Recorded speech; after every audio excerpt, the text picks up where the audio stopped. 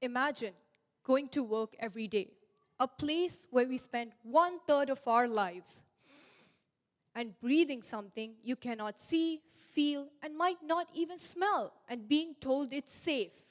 Now imagine learning years later that this chemical is officially a cause of cancer. Acrylonitrile is that chemical. It's used to make everyday products such as synthetic rubber, plastic, and even car parts. For decades, workers have been exposed to it, often at levels unknown. But science has moved forward. And in 2024, acrylonitrile was officially classified as a known cause of cancer in humans by the World Health Organization's Cancer Research Agency. So in light of this reclassification, we asked a very simple question. Who, that is in which occupations, where, that is in which industries, are workers still at getting risk of exposed to it?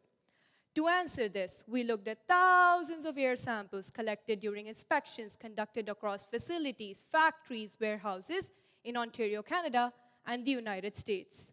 But here's the thing. In Ontario, the available inspection data only extends to the early 1990s, which means we have very limited visibility into what the exposures might look like today. On average, the exposures are low, which sounds like good news, right? But here's the catch. Averages hide risk. By Canada's current limit, the exposures often look safe. But when we compare them to the newer and protective limits that will be used in places like the European Union, many industries suddenly fail to meet them.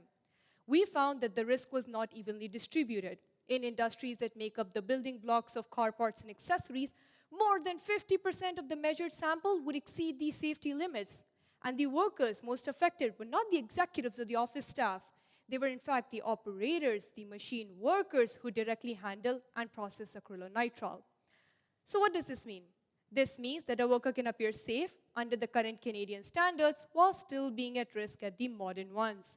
As countries update their safety limits, we need to know exactly which job, which industries need protection first and foremost.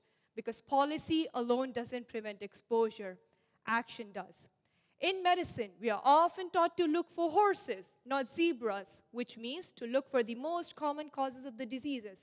Occupational health, it's that horse. It's common. It's right in front of us, yet often too ignored.